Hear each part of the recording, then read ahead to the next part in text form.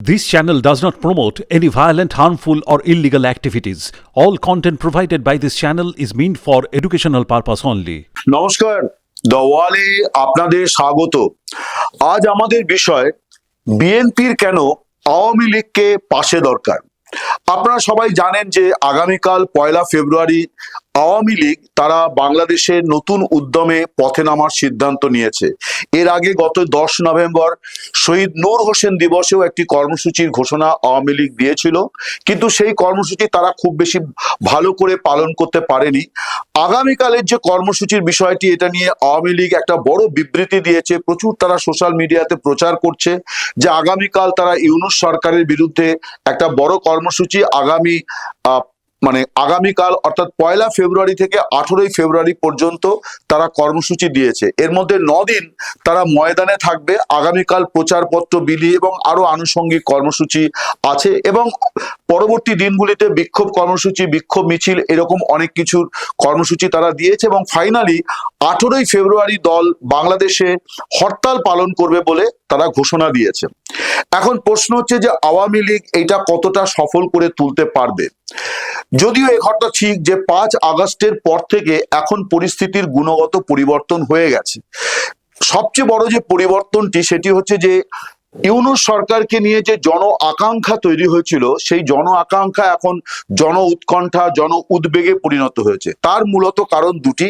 একটি হচ্ছে যে জিনিসপত্রের আকাশ ছোঁয়া দাম, এবং আরেকটি কারণ হচ্ছে যে আইন শৃঙ্খলা পরিস্থিতির এখনো স্বাভাবিক হয়নি। চুরি, ছিনতাই, রাহাজানি, চাঁদাবাজি এগুলি ব্যাপকভাবে চলছে।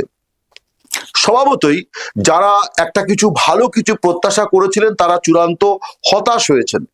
এর ফলে যেটা হয়েছে যে আওয়ামী লীগের উপরও মানুষের যে একটা বড় ঘৃণা, বিদ্বেষ, অসন্তোষ, যেটা আগস্ট মাস জুড়ে, সেপ্টেম্বর মাস জুড়ে, অক্টোবর মাস জুড়ে বিরাজ করছিল, সেটা নভেম্বরের পর থেকে আস্তে আস্তে অনেকটা স্তিমিত হয়ে এসছে। কিন্তু আমরা নভেম্বর মাসে গিয়ে যেটা দেখলাম যে শহীদ নূর হোসেন দিবসে আওয়ামী লীগকে আটকানোর জন্য পথে নামলো 3টি শক্তি। একটি বৈষম্য বিরোধী ছাত্র আন্দোলনের নেতৃত্ব, একটি হচ্ছে জামায়াতে ইসলামী এবং বিএনপি। তারা একত্রিত হয়ে বিভিন্ন জায়গাতে আওয়ামী লীগকে আটকে দেওয়ার চেষ্টা করলো। অনেক জায়গায় তারা সফলও হলো, এবং আওয়ামী লীগের কর্মীদের মারধর করে তাদেরকে ময়দান থেকে হটিয়ে দেওয়া, এই সব কিছুই আমরা লক্ষ্য করেছি। কিন্তু রাজনীতি বড় বিচিত্র, এবং রাজনীতিতে যে জিনিসটা হয় যে রাজনীতিতে অনেক সময় ওই পাহাড়ের আবহাওয়ার মতন, যে এই মেঘ তো এই রৌদ্রোজ্জ্বল দিন, এরকম ঘটনা হয়, আবার হঠাৎ করেই মেঘ ঘনীভূত হয়। রাজনীতিও খানিকটা সেই রকম। আপনারা যদি নভেম্বর মাস থেকে, এখন আজকে জানুয়ারি শেষ হয়ে যাচ্ছে, এই যে নভেম্বর, ডিসেম্বর, জানুয়ারি, এই 3 মাসের পরিস্থিতি যদি বিচার বিশ্লেষণ করা যায়, তাহলে দেখা যাচ্ছে যে বিএনপি কিন্তু তাদের এখন অবস্থা এমন নয় যে তারা নিজেদেরকে খুব নিরাপদ বোধ করছে, এরকম জায়গায় কিন্তু তারা নেই। তার একটা বড় কারণ হচ্ছে যে আগামী মাসেই, এই ফেব্রুয়ারি, যে কাল থেকে যে ফেব্রুয়ারি শুরু হচ্ছে, এই মাসেই ছাত্রদের নতুন দল ঘোষণা হওয়ার কথা। এবং এই দলের সঙ্গে যেটা হবে সেটি হচ্ছে যে জামায়াতে ইসলামীর একটি বোঝাপড়া হবে, যে কারণে জামায়াতে ইসলামী চেষ্টা করছে ইসলামিক দলগুলিকে নিয়ে একটি ঐক্য তৈরি করা, যাদের হাতে সম্মিলিত ভোটের পরিমাণ প্রায় 12%। ছাত্ররা মনে করছে যে তারা নবীন প্রজন্মের ভোট তারা যথেষ্ট পরিমাণে পাবে। বাস্তবে কি হবে আমি এক্ষুনি বলতে পারবো না, কিন্তু এরকম একটা প্রত্যাশা নিয়ে নতুন দল আসছে, এবং সেই দল জামায়াতে ইসলামীর সঙ্গে বোঝাপড়া করছে, যে কারণে বিএনপিও চেষ্টা করছে যে ইসলামিক দলগুলিকে নিয়ে মাইনাস জামায়াতে ইসলামী, তারাও একটি জোট তৈরি করার চেষ্টা করছে। এখন আমি যে কথাটা দিয়ে শুরু করেছি যে আজকের বাংলাদেশের যে পরিস্থিতি, সেই পরিস্থিতিতে বিএনপি এবং আওয়ামী লীগ কেন তাদের পাশাপাশি চলার মতো পরিস্থিতি তৈরি হয়েছে, সেটাই আমার মূল বিষয়। এটা আমি আমার মতো করে ব্যাখ্যা করার চেষ্টা করব আপনাদের সামনে। বিএনপি এবং আওয়ামী লীগ এই দুটি প্রধান দল বাংলাদেশের রাজনীতিতে, মূলত যদি আমরা ভোটের রাজনীতিটা দেখি, তাহলে এটা বাইপোলার, অর্থাৎ দুটি শিবিরে বিভক্ত হয়ে আছে। দুই দলের হাতেই প্রায় 35-40% করে ভোট। বিভিন্ন সময়তে নির্বাচনের ফলাফলে দেখা গেছে যে 35-40% ভোট তাদের হাতে আছে। ফলে যে কোনো দল ক্ষমতায় আসার ক্ষমতা ধরে, অর্থাৎ সরকার গঠনের ক্ষমতা তারা ধরে, এটা বাস্তব। এর বাইরে কিছু ভোট আছে, যে ভোটগুলো ছোট ছোট দলের হাতে আছে, এবং তার মধ্যে একটা বড় শেয়ার আছে জামায়াতে ইসলামীর হাতে। এখন বাংলাদেশে আজকে যে পরিস্থিতিটা তৈরি হয়েছে সেটি হচ্ছে যে মুক্তিযুদ্ধের পক্ষের দুটি শক্তি। এটা ঠিক যে বিএনপি কে আওয়ামী লীগ মুক্তিযুদ্ধের মানে অনুকূল শক্তি বলে মনে করে না। বিএনপিও বিভিন্ন সময় আওয়ামী লীগের মুক্তিযুদ্ধের অবদান নিয়ে তারাও প্রশ্ন তোলে, তারা শেখ মুজিবকে রাষ্ট্রপিতা মনে করে না, এসব অনেক রকম বাদ বিবাদ আমরা জানি। কিন্তু বাস্তব হচ্ছে যে আওয়ামী লীগ সেই সময় প্রথম সারির দল ছিল যারা মুক্তিযুদ্ধের নেতৃত্ব দিয়েছিল। বিএনপি অনেক পরে তৈরি হয়েছে, বাংলাদেশ স্বাধীন হওয়ার পরে। কিন্তু বিএনপির প্রতিষ্ঠাতা জেনারেল জিয়াউর রহমান, তিনি কিন্তু মুক্তিযুদ্ধের একজন অগ্রভাগের সৈনিক ছিলেন, তিনি একজন সেক্টর কমান্ডার ছিলেন, এবং তার যে দেশপ্রেম, মুক্তিযুদ্ধে তার অবদান, এইগুলি নিয়ে নানান রকম আলাপ আলোচনা থাকলেও মোটের ওপর তার অবদান নিয়ে কিন্তু খুব বড় প্রশ্ন তোলার অবকাশ নেই। এবং বিএনপিতে মুক্তিযোদ্ধা এইরকম প্রচুর নেতা এখনো আছেন, যদিও বিএনপি মূলত একটি মঞ্চ যেখানে অনেক রকম রাজনৈতিক ভাবাদর্শের মানুষ আছেন, বামপন্থীরা আছেন, জামাতি বা একটু উগ্র ইসলামিক রাজনীতিতে বিশ্বাসী মানুষ তারাও আছেন, ইসলামিক ভাবাবেগে বিশ্বাসী মানুষ তারাও এই দলে আছেন। একটা মঞ্চের মতো যেখানে অনেক স্রোত গিয়ে মিশেছে। কিন্তু সেই দল যারা মনে করেছিল যে আওয়ামী লীগ যেভাবে 5 আগস্ট যেভাবে সরকার উৎখাত হলো, শেখ হাসিনাকে দেশ ছাড়তে হলো এবং আরো নেতারা সব দেশ থেকে বেরিয়ে চলে গেলেন, পালিয়ে গেলেন, তার ফলে বিএনপি মনে করেছিল যে তারা একেবারে ফাঁকা মাঠে গোল দেবে, যবে নির্বাচন হবে তবেই সেদিন তারা ড্যাং করে ক্ষমতায় ফিরে আসবে এবং তাদের যে প্রায় 15-16 বছরের যে খরা চলছিল সেই খরা কাটবে, তারা ক্ষমতা দখল করবে। এই ভাবনার মধ্যে ভুল কিছু ছিল না। কিন্তু যে কথা আমি বলছিলাম যে রাজনীতি সবসময় হচ্ছে ওই পাহাড়ের আবহাওয়ার মতন, এই রৌদ্রোজ্জ্বল দিন তো হঠাৎ করেই মেঘলা আকাশ। এই মুহূর্তে বিএনপির জন্য কিন্তু একটা মেঘলা আকাশ বাংলাদেশের রাজনীতিতে তৈরি হয়েছে। সেটি হচ্ছে যে বাংলাদেশে যে বহুল প্রচলিত -2 রাজনীতির কথা বলা হয়, যেখানে শেখ হাসিনা এবং খালেদা জিয়া দুজনকে রাজনীতি থেকে মাইনাস করা, এবং মূল উদ্দেশ্য হচ্ছে যে এই দুটি প্রথম সারির দলকে মাইনাস করে দেওয়া। সেই কাজটি এক তো শেখ হাসিনা, এবং এই মুহূর্তে তাকে মাইনাস করা হয়েছে, তিনি দেশের বাইরে রয়েছেন। আগামী নির্বাচনে বিএনপিকে একেবারে গণতান্ত্রিক পদ্ধতিতে অর্থাৎ নির্বাচনের মধ্য দিয়ে মাইনাস করার একটা পরিকল্পনা বা ছক যাই বলা যাক না কেন, সেটা কিন্তু তৈরি হয়েছে। অর্থাৎ বিএনপিকে এবার আটকাও, কোনোভাবে যেন বিএনপি ক্ষমতায় আসতে না পারে। প্রথম উদ্দেশ্য ছিল আওয়ামী লীগকে ক্ষমতাচ্যুত করা, সেটা সফল হয়েছে। এবার দ্বিতীয় উদ্দেশ্য হচ্ছে বিএনপিকে ক্ষমতায় আসতে না দেওয়া। তার জন্যই কিন্তু জামাতের সঙ্গে ছাত্রদের যে নতুন দল হবে সেই দলের বোঝাপড়া তৈরি হবে এবং জামাতকে সঙ্গে অন্য ইসলামিক দলগুলির ঐক্য তৈরি করার চেষ্টা হচ্ছে। এই যে পরিস্থিতি বাংলাদেশে তৈরি হয়েছে, এই পরিস্থিতি নিয়ে বিএনপি নেতৃত্ব কিন্তু এখন চরম দুশ্চিন্তায় আছে। দেখা যাচ্ছে যে বাংলাদেশে মুক্তিযুদ্ধের সঙ্গে সম্পৃক্ত দুটি দল, তারা কিন্তু এই মুহূর্তে এই যে নয়া রাজনীতি অর্থাৎ বৈষম্য বিরোধী ছাত্র আন্দোলনের নেতৃত্বের নতুন দল এবং জামাতের সঙ্গে তাদের বোঝাপড়া এবং অন্যান্য ইসলামিক দলগুলিকে নিয়ে একটা ঐক্য গড়ে তোলা, এই যে নতুন রাজনীতি, এই নতুন রাজনীতি কিন্তু বিএনপির জন্য একটা ভয়ানক বিপদ ডেকে এনেছে। আওয়ামী লীগের জন্য কিন্তু সমানভাবে বিপদ, এ নিয়ে কোনো সন্দেহ নেই, আওয়ামী লীগের জন্য বিপদ। কিন্তু বিএনপির বিপদ আরো একটি আছে।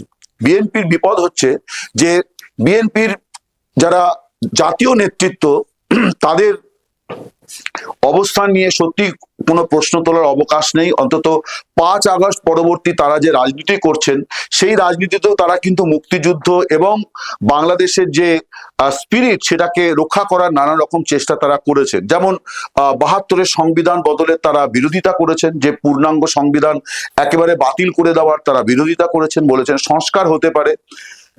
রাষ্ট্রপতি মোহাম্মদ শাহাবুদ্দিন, যিনি আওয়ামী লীগের দ্বারা মনোনীত রাষ্ট্রপতি, তাকে সরিয়ে দেওয়ার যে চেষ্টা সরকার এবং বৈষম্য বিরোধী ছাত্র নেতৃত্ব তুলেছিল, বিএনপি সেখানে সরাসরি বিরোধিতা করেছে। বিএনপি আওয়ামী লীগকে নিষিদ্ধ করার যে প্রস্তাব ছাত্র নেতৃত্ব এবং আরো নানা মহল থেকে দেওয়া হয়েছিল, সেই প্রস্তাবেও তারা সায় দেয়নি। তারা বলেছে যে আওয়ামী লীগ যদি কাউকে নিষিদ্ধ করতেই হয়, তবে সেটা ভোটের মারফত সাধারণ মানুষ করবে, সরকার কাউকে নিষিদ্ধ করতে পারে না। এই যে ইতিবাচক রাজনীতিগুলো বিএনপি করেছে, এগুলো কিন্তু সত্যি সত্যি খুব প্রশংসনীয়। অন্তত আগামী দিনেও এগুলির বেনিফিট বিএনপিরই পাওয়ার কথা। কিন্তু যেটা আমি বলছিলাম যে পরিস্থিতিটা এমন তৈরি হয়েছে যে মাইনাস আওয়ামী লীগ অনেকটা করা গিয়েছে, এবার বিএনপি কে নির্বাচনের মধ্য দিয়ে মাইনাস করো। এই যে পরিস্থিতি, এই পরিস্থিতিতেই আমি যেটা বলতে চাইছিলাম যে বিএনপির আওয়ামী লীগের পাশে থাকাটা এখন বিএনপির জন্য জরুরি হয়ে পড়েছে। অর্থাৎ মুক্তিযুদ্ধের অনুকূল একটি শক্তিকে বিএনপির এই মুহূর্তে ময়দানে দরকার। আমি বলছি না যে আওয়ামী লীগ এবং বিএনপির মধ্যে একেবারে কোনো মৈত্রী করতে হবে, কোনো বন্ধুত্ব করতে হবে, কিন্তু মুক্তিযুদ্ধের সহায়ক শক্তি ময়দানে থাকাটা বিএনপির জন্য অনেক অনুকূল হতে পারে। ফলে 10 নভেম্বর তারা যেভাবে শহীদ নূর হোসেন দিবসে তারা যেভাবে আওয়ামী লীগ খেদাও অভিযানে নেমেছিল, আমার মনে হয় গত 3 মাসে পরিস্থিতির যে গুণগত পরিবর্তন হয়েছে তাতে এই মুহূর্তে আওয়ামী লীগকে কর্মসূচি করতে দেওয়াটা বিএনপির জন্য অত্যন্ত উচিত বা সঠিক সিদ্ধান্ত হবে বলে আমার মনে হয়।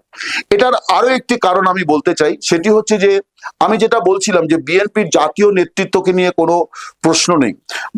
হাসান মাহমুদ, যিনি আওয়ামী লীগের মানে যুগ্ম সাধারণ সম্পাদক এবং সাবেক পররাষ্ট্রমন্ত্রী, আমি গতকাল অর্থাৎ বৃহস্পতিবার তার সঙ্গে আমার কথা হচ্ছিল, ইন্টারভিউ তিনি দ্য ওয়ালকে দিয়েছেন।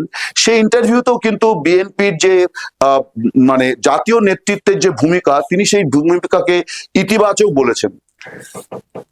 এখন প্রশ্ন হচ্ছে যে বিএনপির সমস্যাটা কোথায়? বিএনপির সমস্যাটা জাতীয় নেতৃত্বকে নিয়ে নয়। তারেক জিয়াও কিন্তু যথেষ্ট বুদ্ধিমত্তার সঙ্গে রাজনীতি করছেন। মির্জা ফখরুল ইসলাম আলমগীর বা আরো যে যারা জাতীয় স্তরের নেতা, তারা যথেষ্ট মানে স্থিতধী রাজনীতি তারা করছেন। সমস্যাটা দলের হচ্ছে নিচুতলা এবং মাঝারি স্তর নিয়ে, যাদের তর সইছে না, যারা সরকারে আসার আগেই অর্থাৎ নির্বাচনী লড়াই করার আগেই তারা ক্ষমতা আঁকড়ে ধরা, ক্ষমতা খাবলে খাওয়া, এই যে বিষয়গুলো, অর্থাৎ বিএনপির সম্পর্কে মানুষের মধ্যে যে একটা সমবেদনা, সেখান থেকে একটা সমর্থন তৈরি হয়েছিল যে এই দলটিকে জোর করে শেখ হাসিনা 15 বছর ক্ষমতায় আসতে দেননি, সেই যে সমবেদনা, সেই সমবেদনাটা কিন্তু অনেকটা উবে গিয়েছে এই জন্যে যে নিচুতলার নেতা কর্মীদের এই অনাচার, বিশেষ করে চাঁদাবাজি, সিন্ডিকেট রাজ এবং দাদাগিরি এবং বিভিন্ন জায়গাতে পদ নিয়ে, এবং তার ফলে যেটা হয়েছে সেটা এই মুহূর্তে একটা ভাতৃঘাতী পরিস্থিতি তৈরি করেছে। আমি এর আগের ভিডিওতেই আপনাদেরকে বলেছিলাম যে বাংলাদেশের রাজনীতিতে এই মুহূর্তে একটা বড় ট্রেন্ডিং হচ্ছে বিএনপি বনাম বিএনপির মারামারি। রোজ কোথাও না কোথাও বড় ধরনের ঘটনা ঘটছে, নিজেদের মধ্যে মারামারি, এবং এই মারামারির পেছনে কোনো রাজনীতি নেই। এই মারামারির মধ্যে আছে ক্ষমতার লড়াই, অর্থাৎ দলের কোনো পদে কে বসবেন, আগামী দিনে কোন পদে কে বসতে পারেন, তাই নিয়ে নানান রকম সমস্যা হচ্ছে। এই যে বিএনপির যে খাওয়াখাই মারামারি, এটা করতে পারছে এই জন্যে যে ময়দানে বড় শক্তি আওয়ামী লীগ তারা নেই। অর্থাৎ বিএনপি যে মারামারি কাটাকাটি করছে, তার যে অনাচার, এটাকে কেউ প্রতিবাদ করছে না। সরকার বিএনপির জন্য দড়ি ছেড়ে রেখেছে। বিএনপি নেতৃত্ব বুঝতে পারছেন যে এই যে দড়ি ছেড়ে রেখেছে, এইটাতে আগামী দিনে বিএনপির জন্য বড় বিপদ হবে। অর্থাৎ সরকার যখন গণহারে গ্রেপ্তার শুরু করবে, তখন কিন্তু এই তোলাবাজ, এই সিন্ডিকেটবাজ, এই দাদা দিদি যারা এলাকায় রংবাজি করছে, তাদেরকে জেলে পোড়া হবে। তার তালিকা কিন্তু ইউনূস সরকার তৈরি করে ফেলেছে একেবারে থানা পর্যায়ে। ফলে বিএনপির যেটা সমস্যা হয়েছে যে আওয়ামী লীগের মতো একটা বড় দল ময়দানে না থাকার ফলে তারা যে অপ্রতিরোধ্য হয়ে উঠেছে, তাদের নিচুতলার এবং মাঝারি স্তরের নেতা কর্মী, তারা এদেরকে আটকাতে পারে যদি আওয়ামী লীগও সমান তালে ময়দানে উপস্থিত থাকে। তাহলে বিএনপির মধ্যে এই ঐক্যটা ফিরে আসবে যে আওয়ামী লীগকে আমাদেরকে নির্বাচনের ময়দানে মোকাবিলা করতে হবে, অতএব আমাদেরকে সংঘবদ্ধ হতে হবে।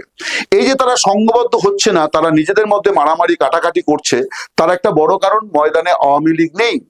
যে কারণে আমি বলেছি যে আজকের বাংলাদেশের যে পরিস্থিতি, আমি এই কাঁটাতারের বেড়ার এপার থেকে যা বুঝতে পারি, তাতে আমার মনে হয় যে বিএনপির যে সমস্যা, সেই সমস্যার সমাধান কিন্তু আওয়ামী লীগকে ময়দানে ফেরানোর একটি উপায়, তার মধ্যে একটা উপযুক্ত উপায় হতে পারে। অর্থাৎ আওয়ামী লীগ যদি তাদের কর্মসূচিগুলো করতে পারে, তাহলে সেটা বিএনপির জন্য একটা থ্রেট হবে। তাতে আওয়ামী লীগ যেমন ময়দানে ফিরে আসবে, তেমনি নির্বাচনটা প্রশ্নবিদ্ধ হবে না। অর্থাৎ আওয়ামী লীগ নির্বাচনে অংশ নেবে।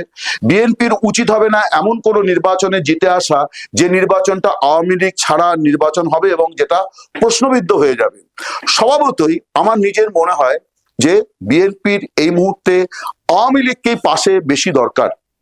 যে কথা বলছিলাম যে বাংলাদেশের পরিস্থিতিটাও এমন তৈরি হয়েছে যে মুক্তিযুদ্ধের সঙ্গে সম্পৃক্ত দুটি দলের বিরুদ্ধে একটা বড় শক্তি কিন্তু দাঁড়িয়ে গেছে তৃতীয় শক্তি হিসেবে।